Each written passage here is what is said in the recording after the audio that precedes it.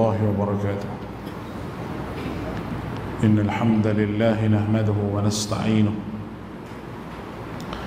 ونستهديه ونستغفره ونؤمن به ونتوكل عليه ونعوذ بالله من شرور أنفسنا وسيئات أعمالنا. من يهده الله فلا مضل له ومن يضلل فلا هادي له. أشهد أن لا إله إلا الله وحده لا شريك له وأشهد أن محمدا عبده ورسوله. اللهم صل على محمد وعلى آله وأصحابه ومن تبعهم بإحسان إلى يوم الدين. اللهم اجعل جمعنا هذا جمعا مرحوما وتفرقنا من بعده تفرقا معصوما. اللهم أرنا فيهم يوما أسودا. اللهم اشف مرضانا وجرحانا وارحم موتانا برحمتك يا أرحم الراحمين. Alhamdulillah, bersyukur pada Allah Subhanahu wa taala. Pada malam ini kita dapat bersama-sama, dan mudah-mudahan pertemuan kita diberkati dan dirahmati oleh Allah.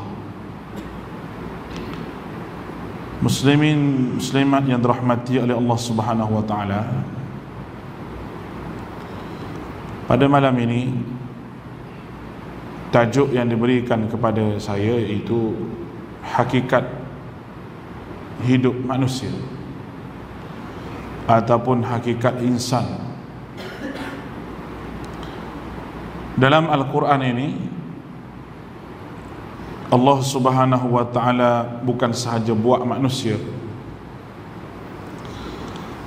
tetapi sebaliknya Allah Subhanahu wa taala menyebut apa tujuan Allah Ta'ala buat manusia ini.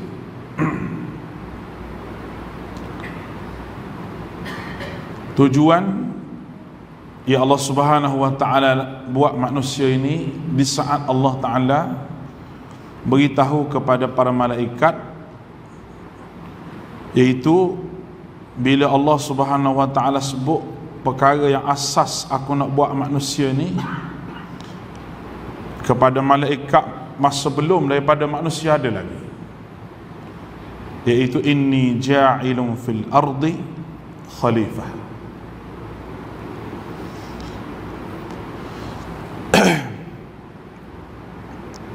Nak buat manusia khalifah di atas muka dunia, sebagai pemimpin atas muka dunia ini, iaitu menegakkan agama mengikut peraturan Allah Subhanahu wa taala.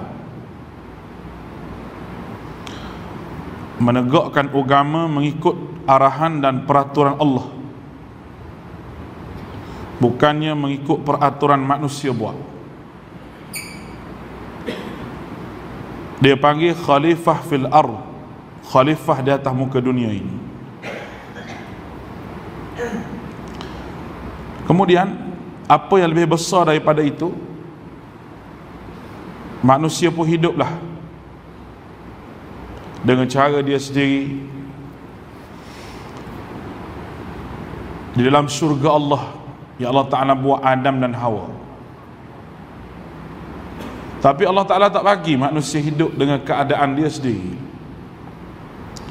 Allah Ta'ala menguruskan kehidupan manusia dengan Allah Ta'ala menghantar Nabi-Nabi alaihimussalatu wassalam.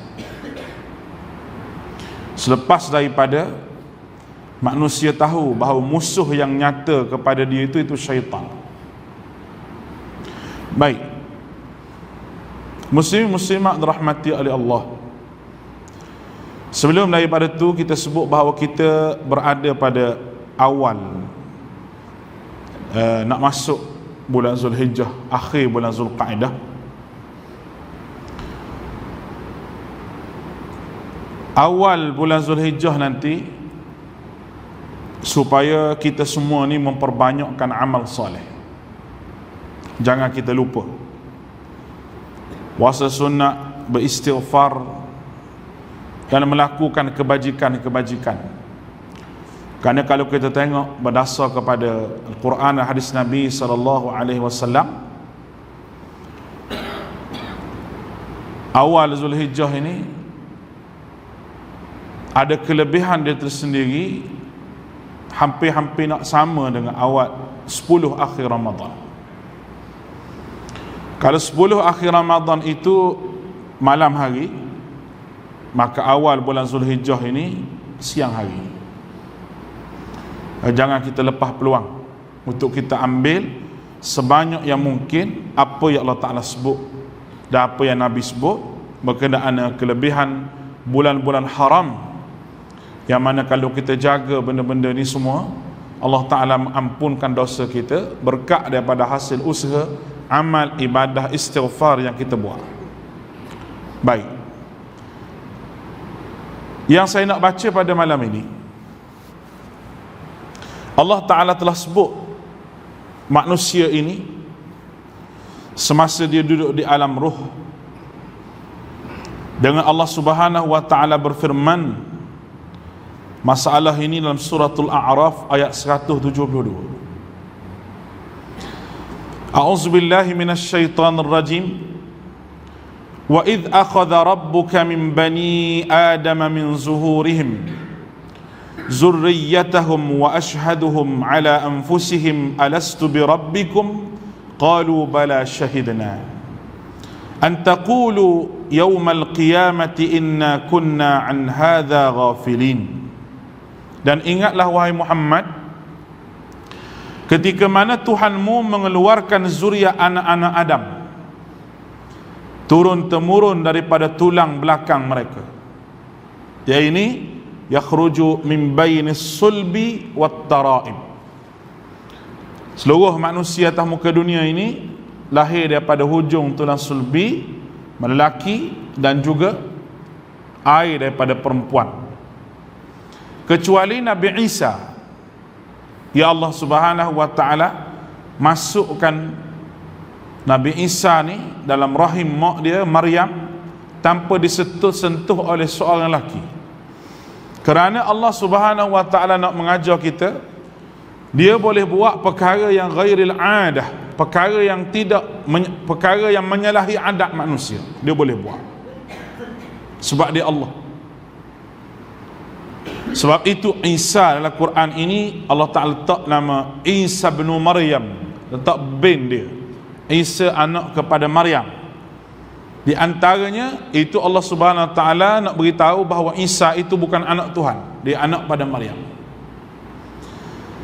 Dan ia jadikan mereka saksi terhadap diri mereka sendiri sambil ia bertanya dengan firman-Nya, bukankah aku ni Tuhan kamu? Mereka semua menjawab, benar, engkau Tuhan kami dan kami menjadi saksi. Yang demikian supaya kamu tidak berkata pada hari kiamat kelak, sesungguhnya kami adalah lalai, tidak diberi peringatan tentang hakikat tauhid ini. Baik, kehidupan manusia mengalami beberapa fasa. Fasa yang pertama ketika mana kita duduk di alam ruh. Masa itu tidak ada orang tahu apa yang berlaku di alam ruh ini. Tidak ada perkataan yang boleh kita ungkapkan, kerana di alam ruh kita tak tahu kita macam mana, tetapi Allah Ta'ala sebut keadaan semasa kita menjadi benih lagi, duduk di alam ruh lagi. Allah Ta'ala sebut bahawa kita mengaku bahawa dia ini Tuhan.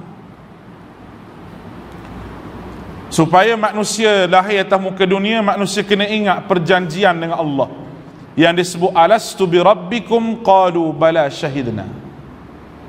Semua sekali, benih tak kira Melayu, tak kira Cina, siapa dia pun mengaku Allah Ta'ala sebagai Tuhan masa di alam ruh.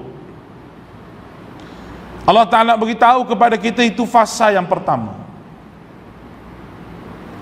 Baik kita ke siapa ke mengalami benda tu, tapi kita tak ingat, dan kita pun tak tahu kalau Tuhan tak bagi tahu. Nabi pun tak tahu kalau Allah Ta'ala tak bagi tahu.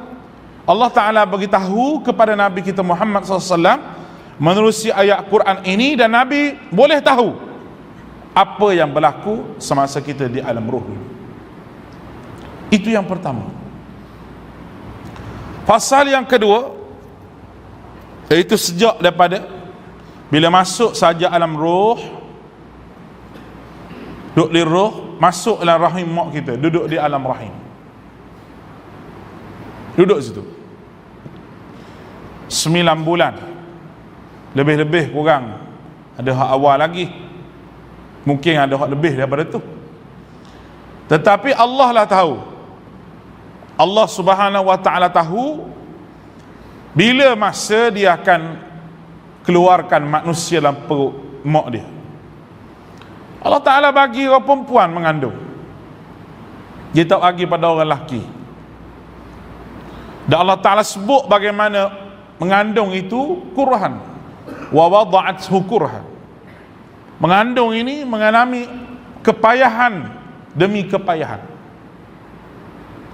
Kalau kita tengok masa orang mengandung, ada alahan dia, lepas tu emosi dia, tu orang mengandung. Yang mana kita lelaki ni kena banyak sabar ketika mana perempuan dalam keadaan dia mengandung, kerana emosinya tidak stabil. Memang betul,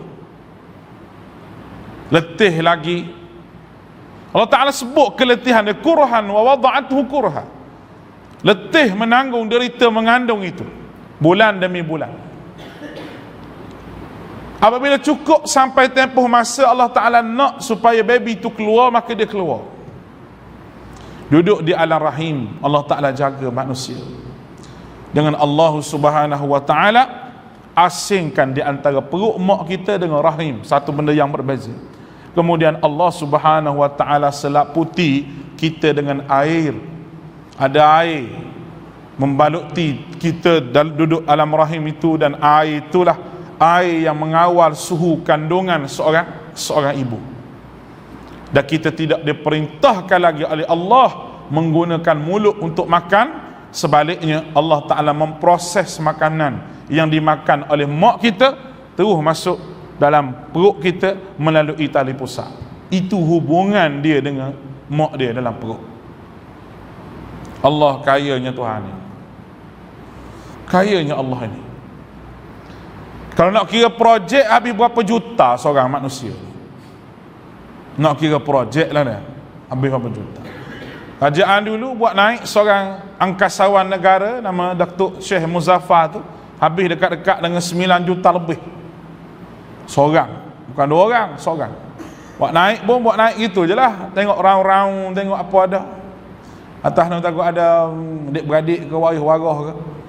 Nak tengok 9 juta kerajaan habis, lebih saya rasa 9 juta untuk dia semayang macam mana, baju dia pakai macam mana, gas oksigen tu pun bukan pergi dengan kapal angkasa Malaysia, pergi dengan kapal tumpang hak Rusia ke hak Cina, pergi naik tengok apa dia ada atas. Kena habis juta-juta. Lagi teruk kalau Allah Ta'ala ungkit balik bil yang dia pelihara kita, maka manusia tidak dapat tidak kena jadi hamba Allah.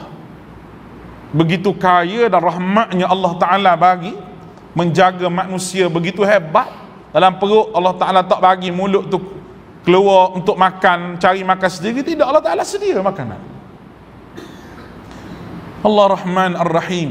Allah Ta'ala ni Ar-Rahman Ar-Rahim, latifun bi'ibadihi. Allah Ta'ala lembut kepada hambanya, yarzuqu may yasha', beri rezeki kepada siapa yang dia nak. Itu Allah. Bila keluar kita pun menangislah. Pergi pada fasa yang ketiga, itu duduk atas muka dunia. Duduk atas muka dunia ni dipecah kepada beberapa fasal, beberapa perenggan, beberapa keadaan. Masa kita jadi baby tak tahu apa, kita duduk daripada baby sampai ke akhir balik itu boleh kata free duduk, dengan tak ada nilaian dosa pahala, tidak ada. Tuan-tuan rahmati oleh Allah, bila baby tu kecil dia tak boleh makan benda-benda nasi kandak ke nasi kabu, tak boleh makan lagi budak-budak. Umur berapa baru boleh makan. Makanan pula kena suap makanan hak lembut-lembut. Apabila dia dah pandai untuk telan makanan, benda yang pertama yang Allah Ta'ala bagi dalam kepala otak dia semasa dia keluar, kita semua ni lah, supaya Allah Ta'ala perintahkan mulut supaya minum susu mak ibu kita. Kita minum. Bahasa yang pertama yang Allah Ta'ala beri pada kita, bahasa menangis, yang mak kita faham. Menangis ni kenapa? Bagi minum susu, kenyang, menangis lagi, mungkin dia panas mandi, pergi mandi. Dia sejuk, dia pun tidur, bangun, dia lapar lagi, susu, beri susu. Menangis dia tahu. Tak pandai nak panggil mak, tak pandai nak panggil abah, tak pandai nak panggil abi, walik, tak pandai lagi. Menangis merupakan bahasa yang pertama. Manusia menangis dalam dua keadaan. Iaitu ketika manusia terlalu gembira, dia akan menangis. Dan ketika manusia sedih pun mesti menangis. Tidak ada orang hidup atas muka dunia tak pernah menangis dengan dunia. Tak pernah menangis dengan dunia. Hatta orang gila pun dia menangis.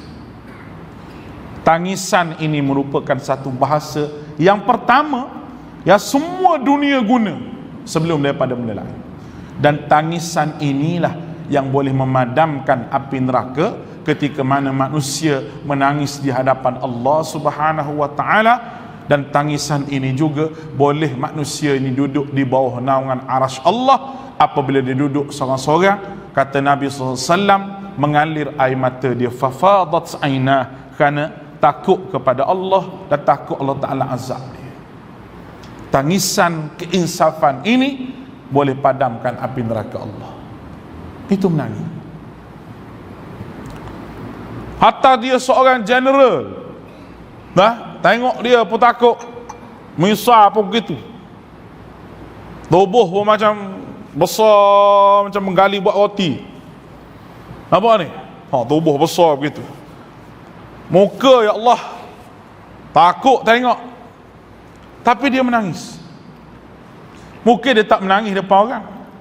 Suami menangis, isteri kata huduh-huduh sangat menangis juga, tapi tak menangis depan isteri lah. Dia menangis dalam kereta seorang-seorang, menangis dalam kebun getah mana-mana. Tak menangis depan isteri, malu. Bismillah. Hakikatnya manusia mesti menangis.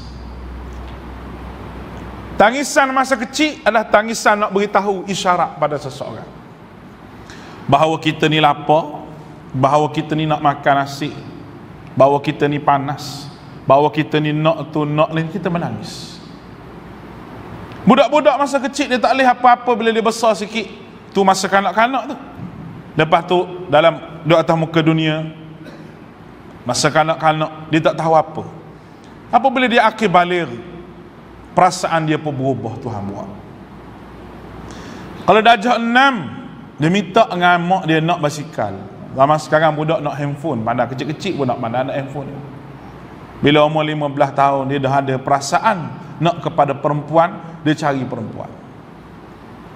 Dia cari perempuan. Sebab apa? Sebab dia nak pada perempuan. Dia mesti cari punya. Macam-macam mana pun dia cari. Kerana itu fitrah semula jadi Allah tak letak. Dan fitrah ni benda yang tak payah cikgu ajar, tak payah mak suruh, tak payah. Dia jadi sendiri. Nak pada perempuan. Cuma fitrah manusia ni, agama yang mari kawal fitrah manusia. Nak pada perempuan, agama kata kena menikah. Nikah. Fankihu ma taba lakum. Menikahilah perempuan yang kamu kalau kita kata yang kamu inginkan. Tak sedap terjemah gitu. Kalau orang Kelantan dia kata menikahilah perempuan hak kamu rasa ra ke dia. Faham ke tak tu? Tak faham sudah lah, orang tua faham dah. Kamu tengok ke dia tu jadi naik anginmu. Kalau orang puan tu kita tengok dia perempuan, kita tengok dia tak naik angin, tak boleh menikah dengan dia. Dia tengok gitu, dia tengok biasa macam tengok tunggu kayu. Nak menikah macam mana walaupun orang suruh. Kita yang nak menikah dengan orang tu sebab apa? Sebab naik angin tengok dia tu. Duduk di rumah tengok bini di rumah tak berapa nak naik angin. Sebab apa? Gigi pun tak pakai. Ada letak dalam gelas. Jarang-jarang pakai. Nak pergi kenduri baru pakai tak? Bini ada di rumah tu. Pakaian pun Allah, kain batik Jawa masa mula-mula menikah anak dua dulu. Duk buruk situ. Bedak sejuk pula penuh muka. Bukan bedak sejuk, berah hak rendam 3 hari, bau macam tai kucing. Tak apalah nak suruh comel muka, letak di muka dah. Tak naik angin apa ke? Tak naik angin, tengok dia tu tak berangin dah. Macam orang silat kan, orang silat ni dengan gendang silat pun berangin dah. Fankihu ma tabalakum, nikahilah perempuan hak kamu naik angin dengan dia. Menikah. Masna 2 lalu dia kata. Ni orang perempuan marah baca ayat ni. Tapi saya tak baca juga sebab ayat Quran. Dah, pun belaga angin dengan dia, mu naik angin 2 selalu Tuhan kata. Tapi ingat ayat belakang tu. 2, 3, 4 tak apa. Wa in khiftum alla ta'dil. Kalau mu takut tak berlaku adil seorang pun cukup lah, dia kata. Agama mengajar begitu. Allahu Akbar. Inginkan. Sebab tu orang muda-muda ni, ada anak-anak muda-muda dia nak kahwin, kalau dia sebut dia nak kahwin, mak ayah tak tidur malam dah fikir. Makna dia ada nafsu dah. Budak umur 19, 20 dia tengok handset senyum-senyum, tengok handset senyum-senyum. Anak-anak lah, budak-budak senyum sorang-sorang. Kata, apa budak ni senyum sorang-sorang? Ada apa? Kita nak tengok telefon dia, kita tak kerti. Jumpalah gambar dalam beg dia ke dalam apa, duk simpan-simpan bilik dia, kemas, jumpa perempuan seorang. Adakah kita boleh tidur lena kalau jumpa gambar perempuan dalam bilik anak kita, anak laki ke anak perempuan ke? Kalau anak perempuan pun jumpa gambar laki. Allahu Akbar. Kita kadang-kadang tak aja masuk bilik anak tu, masalah tu. Tengok apa dia ada dalam. Kena masuk tengok. Jadi macam satu tempat tu, ada sebuah negeri, tak siapa sebut negeri mana, malu negeri tu. Ayah tu imam, rumah tepi masjid. Ayah tu imam, rumah tepi masjid. Tepi rumah dia tu ada rumah sewa. Budak-budak duduk situ sewa. Dia ada anak dara. Terus sedar anak dara tu beranak, bersalin, baru sedar. Anaknya baik, sekolah agama, pakai tudung labuh. Rupanya hak jantan tu masuk ke pintu belakang. Dah bilik dia belakang tu, buka pintu tu, terus pintu rumah kawan tu, hak laki tu masuk ke tu, berzina dalam rumah. Ayah mak bapak tak pernah tengok dalam bilik anak tu ada apa. Masuk dalam bilik berkurung senyap, masuk dalam bilik berkurung senyap, keluar makan nasi, keluar gitu je. Dah bilik ayah ada satu seorang dalam bilik. Ni tuan-tuan. Sebab tu bagi nikah muda-muda, betul dah, kita ada harta, kita ada apa, korbanlah harta kita nak menikah. Ni bagi tahu anak nak menikah, mencari sendirilah dah nak menikah. Allahu Akbar. Nasib baik anak tak jawab, dah mu ada harta nak buat apa banyak-banyak, tak takut mati ke? Nasib baik anak tak jawab gitu tak? Dah harta banyak, tanah bereka-reka, kebun pun banyak. Nak buat apa? Nak simpan pada siapa? Lah anak nak menikah, dia tak ada modal, bagilah modal sikit dia menikah. Dia nak berniaga, bagilah modal sikit berniaga. Sebab dia nak menikah. Bila dia kata dia nak menikah, maknanya dia ada nafsu. Dia telah menghadapi fasal yang kedua lah kehidupan dia. Lepas daripada tu, dia akan sampai pada umur 40 tahun. Habis zaman muda dia semua 40 tahun. Allah Ta'ala sebut dalam Quran, bila siapa umur 40, maka Allah Ta'ala ajar kita doa.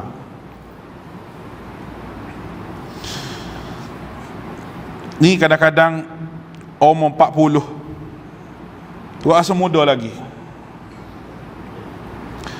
Dok rasa kita ni tak apa lagi. Sedangkan umur 40 tu adalah satu umur yang mana Allah Subhanahu wa Ta'ala telah memberi peringatan kepada kita. Apa dia kata dia? Kenapa dia ambil lah umur 40 ni? Kerana umur 40 ni merupakan umur yang matang. Kematangan orang ni 40 tahun. Nabi ajak, Allah Ta'ala ajak dalam surah Al-Ahqaf, Rabbi awzi'ni an ashkura ni'mataka allati an'amta alayya wa ala walidayya wa an a'mala salihan tarda wa aslih li fi dhurriyyati inni tubtu ilaik wa inni minal muslimin. Kena hafal doa ni. Hak 40 ke atas ni, saya tak apa lagi 31 baru. Hak 40 tu kena hafal ni. Apa makna dia? Kita baca kat Melayu, ya Allah, auzi'ni an ashkur, ilhamkan aku supaya aku tetap bersyukur kepada nikmat-Mu. Sebab 40 tahun dah. Ya Allah, jadikanlah aku ni orang yang bersyukur dengan nikmat yang Kau berikan kepada aku dan kepada ibu bapa aku, supaya aku tetap mengerjakan amal soleh tardah, yang Kau redha. Amal soleh hak Tuhan redha makna amal hak ikut Nabi, sebab Allah Ta'ala redha ke Nabi seorang je. Amal hak tak ikut Nabi makna amal hak Tuhan tak redha. Boleh faham ni? Amal yang Allah Ta'ala redha, amal yang mana ikut Nabi, bukan ikut orang. Orang hak amal tak ikut Nabi makna Tuhan tak redha, sebab Nabi Muhammad aja Allah Ta'ala redha. Ke siapa Allah Ta'ala pada redha atas muka dunia ni? Tak syekh kita, hak tok guru kita ni ke, ataupun Nabi Muhammad? Nabi Muhammad Allah Ta'ala paling redha. Jadi ikut orang duk baca dengan benda-benda tak ada dalil tu, Tuhan redha ke gitu? Walaupun baca banyak tapi Tuhan tak redha, lengah mulut saja. Boleh faham kan ni? Tolong faham lah, jangan buat-buat tak faham. Kerana faham ni ada dua, dia fahmu fahmin, dia panggil fahmu ifhami. Dia tak faham, lepas tu bagi faham, dia pun faham. Yang kedua, dia memang faham dah, dia bagi faham, dia lagi faham. Yang ketiga, katalah apa-apa pun tak faham-faham. Ni dia panggil al-mankuk wal hayyun, dia panggil. Nombor 3 tu dia panggil dah. Bismillah. Baik. Amal yang Engkau redha, wa aslih li fi zurriyyati, dan jadikanlah sifat kebaikan meresap masuklah hati dan jiwa zuriat keturunanku. Masa umur 40, minta kebaikan dah masa tu, tak minta benda lain dah. Ni umur 40, bukan 40, 60, projek lagi. Oh letih. Macam mana je projek kita je? Projek lagi 60 dah. Kalau projek tu mari masjid, okey. Projek masjid mari. Baca kitab pun sempat, Quran pun baca, nadah pun mari menadah, dengar mengajar pun, kuliah pun mari dengar. Boleh lah, balance lah kira. Projek juga. Ni belum dapat projek tu, ada masjid. Dah projek banyak juta, tak singgah dah masjid. Jadi hamba kepada dunia. Innal ladzina ya'buduna min dunillahi ashabu jahannam wa antum laha warisun. Mu dengan barang mu sembah tu, Tuhan kata, barang hak mu puja lebih pada aku tu, mu dengan barang-barang tu aku nak buang neraka belaka. Lepas neraka belaka. Allahu akbar. Macam mana dia boleh tak berdoa pada Allah umur 40 tahun dalam keadaan begitu? Ni bukan 40, 50, 60 budak gitu. Duk main kedai kopi, duk main dam haji, makin jahat, makin jahat. Langsung. Dia buat haji gapo jahat. Orang dia buat haji ke Nabi tak? Bukan orang tempat sini ni. Mau kampung seberang. Jadikanlah sifat yang baik itu masuklah jiwa aku yang pertama, dan jiwa zuriat keturunan aku. Itu yang dia minta tu. Dan sesungguhnya aku bertaubat kepadamu ya Allah. Siapa mau 40 ni kira nak bertaubat dengan Allah, dan aku dari orang-orang Islam yang tunduk patuh kepadamu. Kena ambil doa ni pakat baca.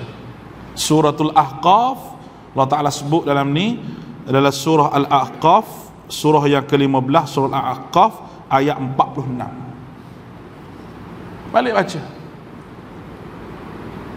Tak ingat lagi, ambil tampal dinding baca.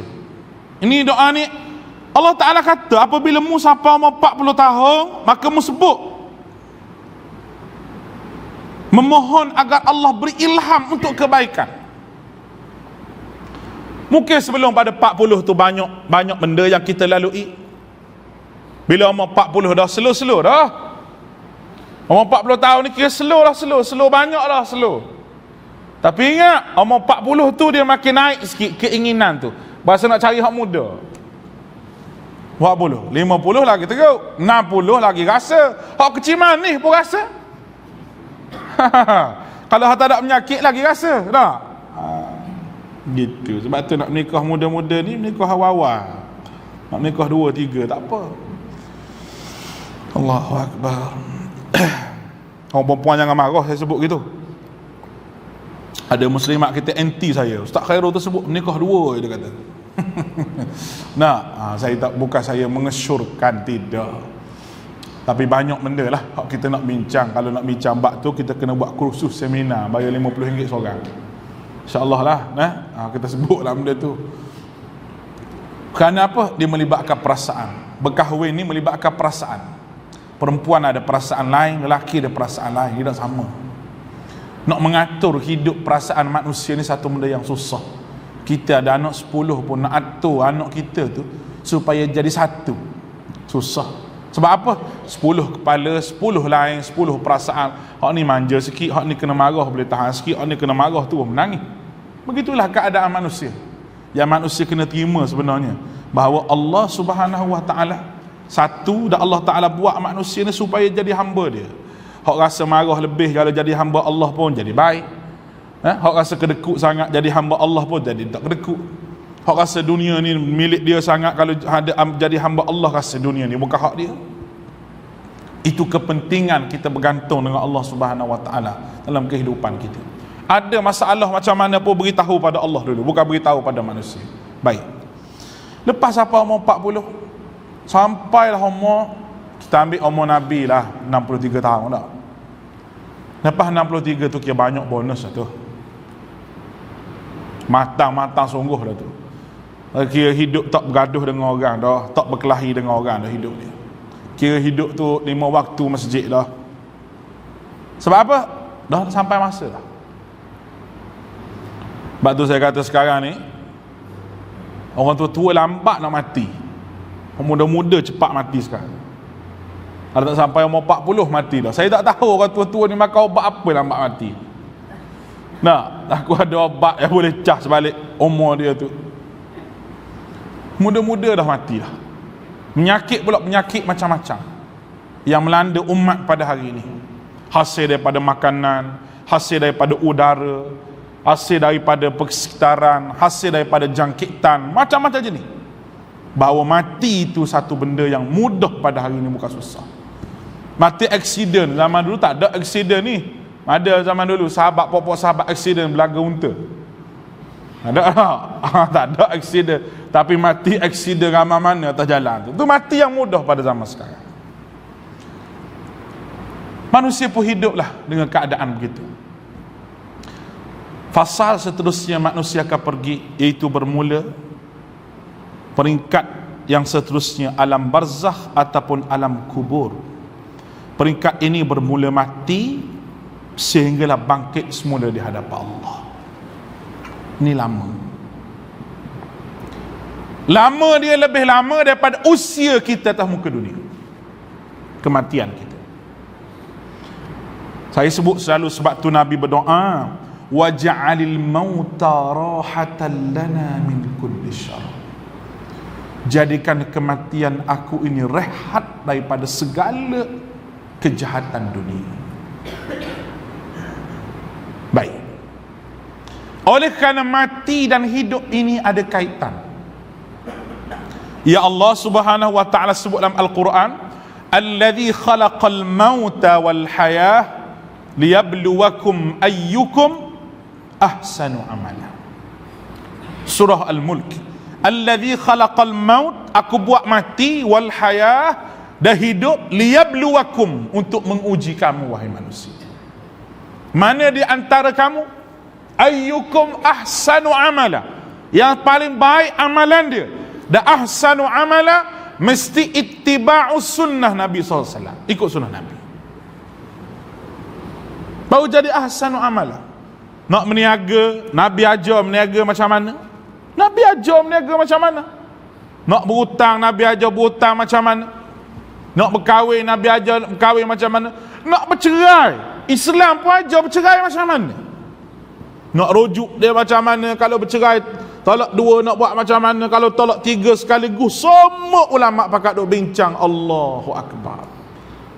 Supaya mengurus tarbih kehidupan manusia ini bukan sahaja nak duduk atas muka dunia, tapi menjadi bekalan untuk pergi kepada perjalanan yang lebih lama daripada itu, iaitu apabila manusia mati sehingga bertemu depan Allah Ta'ala di hari akhirat. Kita kena hadapi benda tu, tuan-tuan. Tak boleh lari daripada benda itu. Sebab tu apabila saya sebut hakikat manusia yang sebenar hidup atas muka dunia ini, hakikat dia adalah beramal untuk akhirat, bukannya cari makan atas muka dunia sahaja. Kalau hidup nak cari makan, nak boleh makan sedap, hidup sedap, tuan-tuan semua orang nak hidup sedap, makan sedap. Mustahil, tidak ada orang yang mahu. Saya tak mahu lah ustaz, hidup rumah besar, kereta besar, tipu. Kalau kahwin kamu free, mu ambil, mu tak mahu tu sebab mu tak ada duit lagi. Betul tak?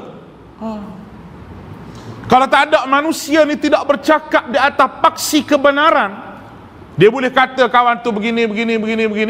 Lepas tu bila kawan ni tak ada kuasa dah, dia naik jadi ada kuasa pula, dia buat macam kawan tu juga. Sebab apa? Sebab dia ada kuasa. Dia tak ada iman, dia ada kuasa sahaja, ada duit sahaja, dia boleh buat sama. Saya tak kata kerajaan mana-mana ni, kerajaan Venezuela, dia boleh buat benda yang sama. Sebab apabila manusia mempunyai kuasa dan ada duit, makan sedap, kuasa ada, ini yang ditawarkan oleh iblis kepada Nabi Adam, syajaratul khuld wa mulkin la yabla. Boleh makan, hidup lama di sini, dan juga wa mulkin la yabla, ada kuasa. Kuasa Allah Ta'ala bagi pada Firaun, makan kenyang Tuhan bagi pada Firaun, tujuan untuk melaknat Firaun. Kuasa Tuhan bagi pada Nabi Yusuf, hidup senang Nabi Yusuf, ada kuasa. Makan kenyang Nabi Yusuf, tapi Nabi Yusuf menjadi seorang hamba Allah. Sebab hidup ini adalah ujian daripada Allah Ta'ala. Sebab itu kalau pemimpin masyarakat fikir hak rakyat, dia tak fikir hak dia, tak berlaku sebagaimana yang berlaku. Yang jadi masalah apabila pemimpin nak isi perut dia lebih pada isi perut rakyat. Ini negara Brazil, bukan Malaysia. Tuan-tuan, syaitan dia pandai, syaitan, oh bijak syaitan. Lepas tu serabut juga saya sehari 2. Kawan tu jadi Perdana Menteri, kawan tu jadi menteri. Payah-payah nanti aku senang. Kau tak setuju tak saya Perdana Menteri agak-agak? Setuju tak? Nah, jadi susah. Kawan ni jadi Perdana Menteri, kawan jadi Perdana Menteri. Hura sungguh. Rakyat makin susah. Kenapa? Tak fikir akhirat. Ada orang dia boleh jadi baik kerana sifat dia baik, ada. Memang Tuhan bagi dia jadi baik, ada gitu, walaupun dia tidak beriman pada Allah Ta'ala. Ada. Contoh Jepun ni Allah Ta'ala bagi ke dia sifat Islam duduk ada pada dia. Akidah Tuhan tak bagi lagi ke dia. Bersih satu, tepati masa satu, amanah satu. Dia pegang kuat pada amanah. Kapal terbang dia jatuh pun menteri dia letak jawatan. Nampak ada integriti dia ada. Nah, belaga feri sama feri tengah laut tu, menteri letak jawatan sebab dia rasa tak nak selesai. Ini orang panggil ada integriti, ada maruah, walaupun dia bukan Islam, tapi sifat manusiawi itu ada. Bila manusia tak ada agama, dah hilang sifat manusiawi, silang sifat manusia dalam diri ni, jadi macam hak zalim, boleh bunuh orang. Jadi macam Bashar di Syria, boleh tembak orang, boleh semelih orang, boleh gantung orang, gantung mati dah, tembak sampai hancur.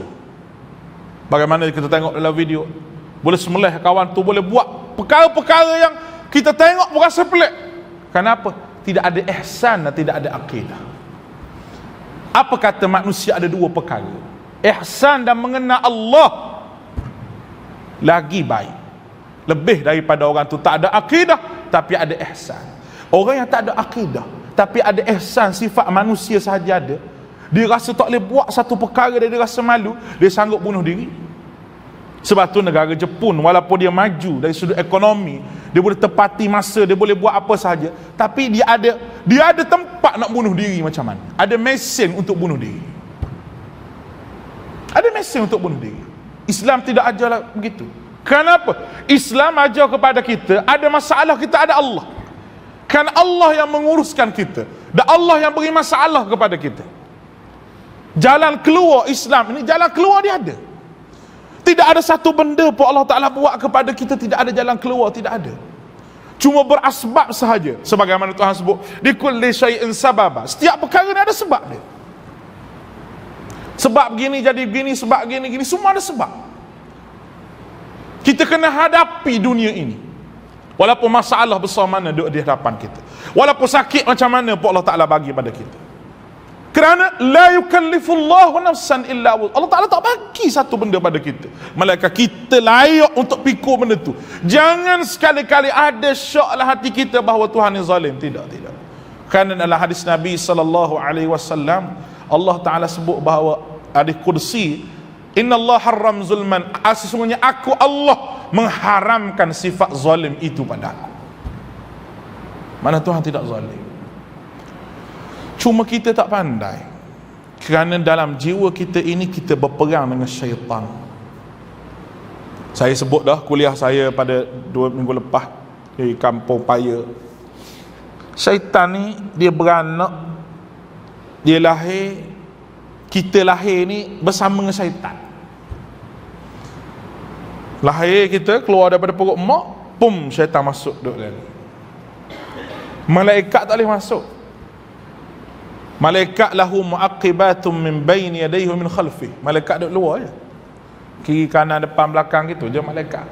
Tapi syaitan, Allah Ta'ala bagi syaitan ni masuk sampai ke lubuk hati. Yuwaswisu fi sudurin nas. Sudur, duduk dalam ni. Al-waswas, dia duduk sini. Dan Allah Ta'ala tahu bisikan hati ni.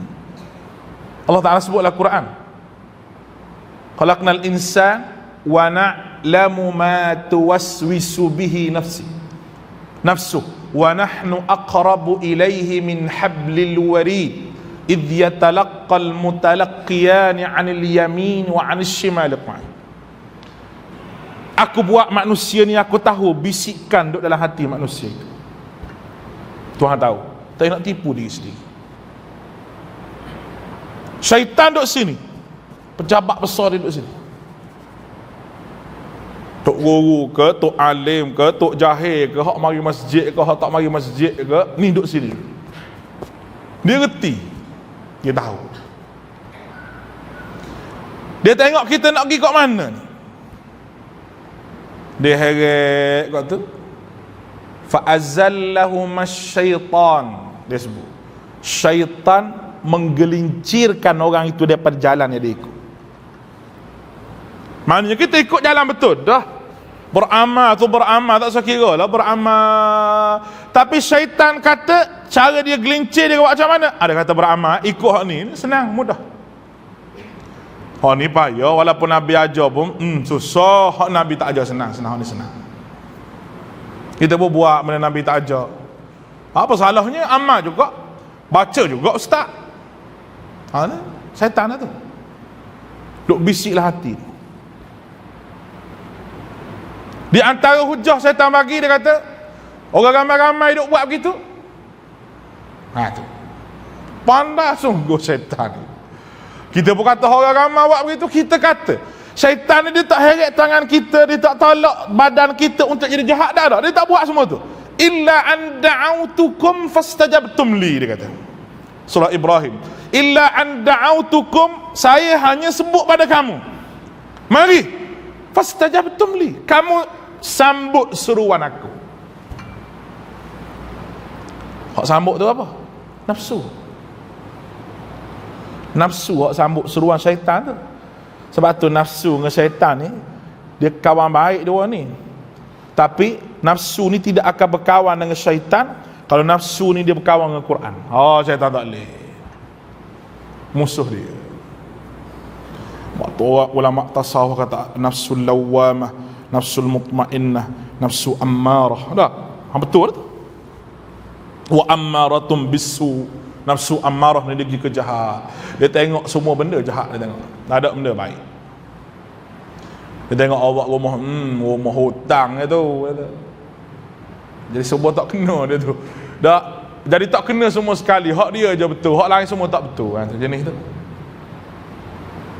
Jahat. Dah syaitan duk bisik, syaitan duk baik ke nafsu. Allah Ta'ala ni dia tak bagi manusia ikut syaitan, memang dia tak bagi. Allah Ta'ala gagalkan nafsu yang mengikut syaitan ni setahun sekali. Manusia jangan peraja nafsu ni. Itu manusia kena puasa. Kerana nafsu ni dia boleh kalah dengan lapar. Lapar kalah dia. Jadi tak larat apa, maka kamu pun jangan makan siang hari, malam hari boleh. Bila puasa siang hari, malam hari dah buka puasa, letih tidur awal. Bijak Allah Ta'ala ni, bijak. Bila manusia letih, dia tidur awal. Bila tidur awal, esok bangun sahur puasa balik. Ruang untuk fikir tu tidak ada. Allah Ta'ala ikat segala syaitan belenggu. Puasa ni as-sawmu junnah, Nabi kata. Puasa ini perisai, benteng kita panggil. Syaitan tak boleh masuk dekat kamu orang puasa. Atau puas Nabi refresh kehidupan dia. Nabi refresh faham tak? Nabi upgrade kehidupan dia ni, jiwa dia ni, Nabi, dengan